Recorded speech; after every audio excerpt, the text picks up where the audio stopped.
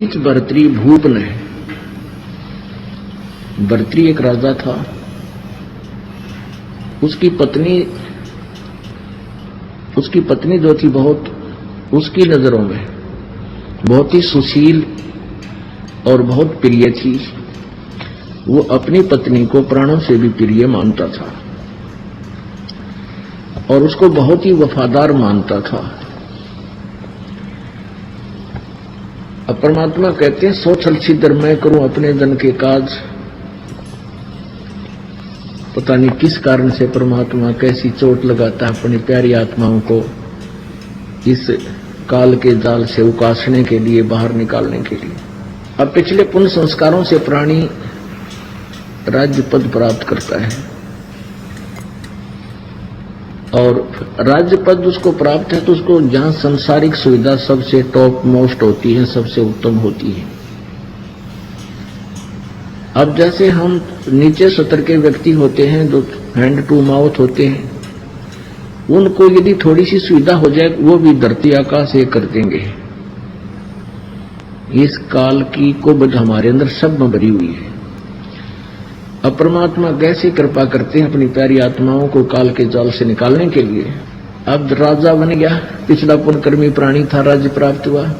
राजा बनते ही अपने कर्मों को बिगाड़ने में जुट जाता है, लग जाता है। राजा शिकार खेलने जाता है और वहां उसकी हॉबी है ये निशाना साध कर तीर मारा करते। पहले गोली या बंदूक ना थी और नु जचा के जैसे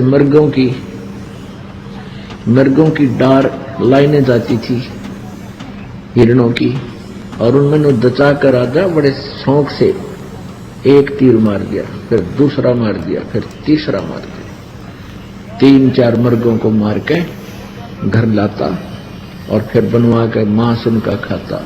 गधा अब बिना ज्ञान के को बदी इतनी कर देता प्राणी, क्योंकि उसने कोई टोकनियां नहीं, सब सलूट मारे ये समय सारे, कोई नौकरी नहीं, आप पाप कर रहे हो कह तो वो मानना नहीं, उसने बोल सजा दे दे। अब जो ही दिन वो शिकार खेलने गया भर्तृ जी, उसने एक मृग मार दिया और वहां उसकी पत्नी मृगणी खड़ी खड़ी रो रही है। उसने और वो कह रही हो कि मुझे भी मार दे पापी, आंखों से मोटी मोटी आंसू बह रही है। उधर से गोरखनाथ जी साधु आ जाते हैं और वो शिक्षा देते हैं कि बच्चा के मिल गया तने ये इनका जोड़ा नाश कर दिया। अब तुझे कोई मार दे, तेरी पत्नी रो रही हो, तुझे कैसा लगे बच्चा। अब राजा में अभिमान गणा उसे, वो शिक्षा सहन नहीं कर सका, कहने लगा घनी बात मत बनाओ बाबा जी, यदि तू ऐसा सिद्ध पुरुष है तो इसने जीवित कर दे, इस मृग ने मनो मार रखा है, मैं तेरा चेला बन जाऊंगा। गोरखनाथ जी बोले अरे चेला ना बनेगा तू। हकना जी पक्की बात होली, वचन का पक्का हूं मैं। गोरखनाथ जी ने अपनी सिद्धि से वो मृग जीवित कर दिया। अब भर्तृ के पाया तले की जमीन खिसक गई। अगुवाई तो कमाल का महापुरुष है, घबरा गया, कदे और कुछ ना कर दे तेरे दिल्या। कहने लगा महाराज जी आपका चेला में बन गया, मैंने दे दो उपदेश। महाराज उपदेश है घर रहने का कोई ना, घर त्याग कर मेरे साथ रहना पड़ेगा। ने बोला जी ये थोड़े छोटे छोटे बच्चे हैं और कुछ दिन राज और कर लूं, फिर मैं आपका चेला पक्का बन जाऊंगा। गोरखनाथ बोले बस रहे, बस भाई तो क्या था मैं जुबान का पक्का। ना जी जुबान का पक्का हूं मैं। अच्छा भाई ठीक, सजा फिर बन जाइए। गोरखनाथ ने कहा कि बच्चा ना तो तेरा परिवार अपना है, ना तेरी पत्नी अपनी है, ना ये राज तेरा है, ना ये मंत्री तेरे हैं, ना सेना तेरी है। जब तेरे खोटे दिन आवेंगे तेरे मंत्री तेरे शत्रु बन जाएंगे और तेरे ही सैनिक तेरे विरोधी हो जाएंगे और तुझे दो पैरों को जगह नहीं मिलेगी कि तब छुप कर समय व्यतीत करेगा। कोई राजा दूसरा अटैक कर देगा, तू भाग जाएगा, तेरे पल्ले कुछ नहीं रहे कि तो घास तोड़ के खाओगा। और भाई ये परिवार तेरा नहीं है, ये तेरा भूल लायक है। मैं बोला ना जी, ऐसे कैसे कह रहे हो, मेरी पत्नी तो मुझे बहुत चाहती है और वो तो मेरे लिए गेल मर जाएगी मेरे। परमात्मा बोले, गोरखनाथ बोले भाई ठीक से बेटा, हमने जो कहना था कह दिया तेरे थे। आप जब इच्छा हो, जब छकले इस राज ते और छकले इस संसार तो जब आजिए मेरे पास, अपना स्थान बता दिया कि मैं वहां रहता हूं। अब परमात्मा कैसे जड़ निकालते हैं। अब वो अपनी पत्नी को वफादार मान्या करता भर्तृहरि जी। अब एक दिन क्या हुआ, गोरखनाथ जी अन्य रूप धारण करके साधु का, वो पहचान नहीं सका उसको, राजा के पास गया कि राजा ये मेरे पास एक अमर फल है, इस अमर फल के ये गुण हैं कि जो इसको खा लेगा वो सदा युवा बना रहेगा, बहुत लंबी उम्र हो जाएगी उसकी, वो मरेगा नहीं शीघ्र से। और आप बहुत अच्छे नेक राजा हो, न्यायकारी हो, प्रजा के हितैषी हो, इसलिए मैं चाहता हूं कि आप इसको खा लो।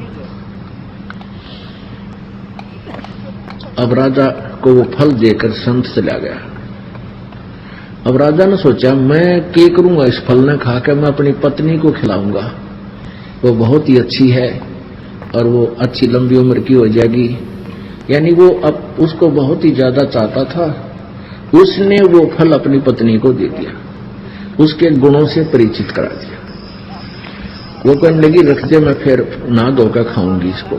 ठीक है। फिर कुछ दिन के बाद उसने पूछा कि तैने वो फल खा लिया कि खा लिया? बहुत अच्छा किया। अब उसका क्या था, उसकी पत्नी का संबंध अवैध संबंध था उसी के एक नौकर के साथ। उस पत्नी ने सोचा कि मैं क्या करूंगी, खाकर इसको अपने मित्र को दे देती हूं, ये युवा बना रहेगा। उसने वो फल उसको दे दिया। उसका नौकर जाता था वैश्या के पास,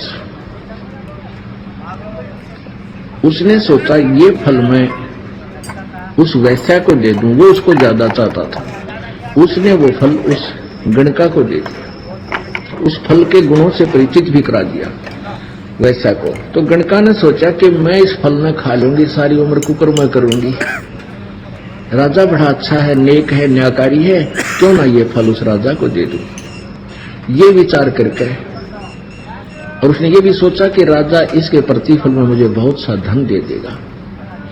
वो इस उद्देश्य को लेकर के, उसी फल को लेकर भर्तृहरि जी के पास पहुंच गई कि राजन, ये एक ऐसा फल है, इसको जो खा लेगा वो दीर्घायु हो जाता है और सदा युवा बना रहता है। तो उसने पूछा कि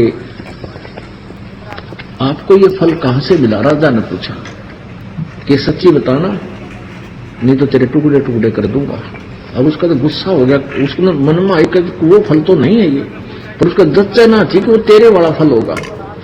वो कहने लगे जी मुझे तो आपके नौकर ने, जो ये घोड़ों का इंचार्ज था, दरोगा बोलते थे उसको, कि उस दरोगा जी ने दिया है। वो दरोगा जी बुला लिया, कहने लगा भाई यो फल तू कहां से लाया?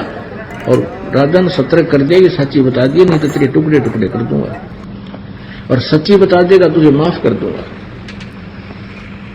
अब वो कहां पे गया, उसने कहा कि आपकी पत्नी ने मुझे दिया था, सारी कहानी बता दी उसने। तो फिर उसकी पत्नी से पूछा, वह तो नाटकी, पहले तो मना किया, फिर घुड़सवार सामने खड़ा कर दिया, फिर नीची गर्दन कर ली उस नालायक ने। अब उसके पैरों तले की धरती निकल गई उस भर्तृहरि की।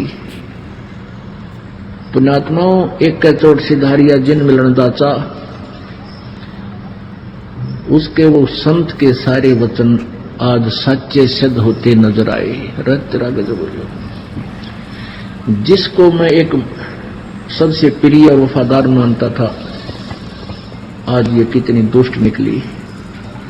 उसी दिन से राज त्याग दिया और गोरखनाथ जी के चरणों में जाकर गिर गया और रोआ बूंदी त्रिया।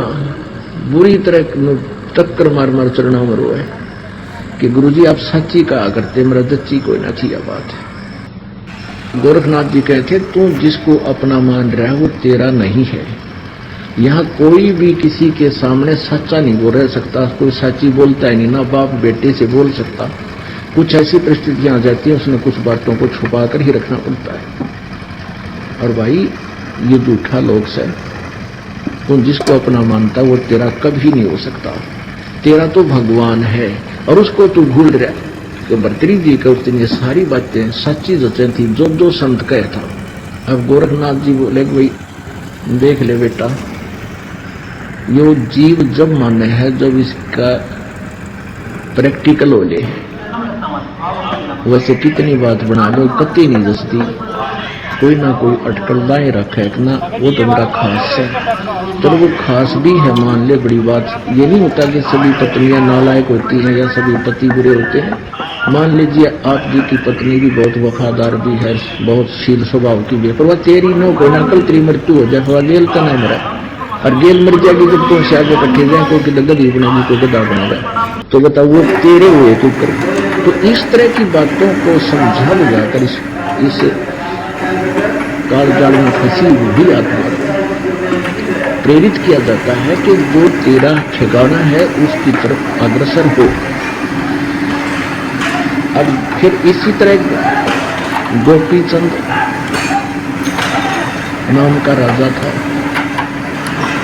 ये दोनों आपस में इनका नाता भी बताते हैं, गोपी चंद और भर्तृहरि।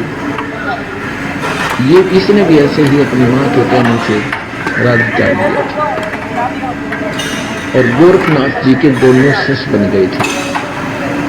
अब खुदात्मा कहते हैं जो गुरु वचन पर डट गए कट गए फंद 84 के, भाई जो गुरु वचन पर डट गए कट गए फंद 84 के। पर वो किस सत्र का गुरु है और क्या उसके पास वस्तु है, उसी सत्र का लाभ भी गुरु वचन पर डटने से ही, रुकने से ही, स्थिर रहने से, उसका ओबीडेंट रहने से ही मिलेगा। अब गोरखनाथ जी ने उनको कहा दोनों को, वो दोनों गोरखनाथ जी के शिष्य बन गए। गोरखनाथ जी ने कहा कि तुम दोनों जाओ अलवर, राजस्थान में अलवर शहर है, वहां का एक राजा था, वो एक दुर्ग बनवाया था, एक फोर्ट किला, वो किला बनवाया था, चिनवा रहा था। गोरखनाथ ने आदेश दे दिया कि अलवर के राजा के किले में जाकर तुम मजदूरी करो 12 वर्ष तक और उसका कोई मेहनताना नहीं लेना।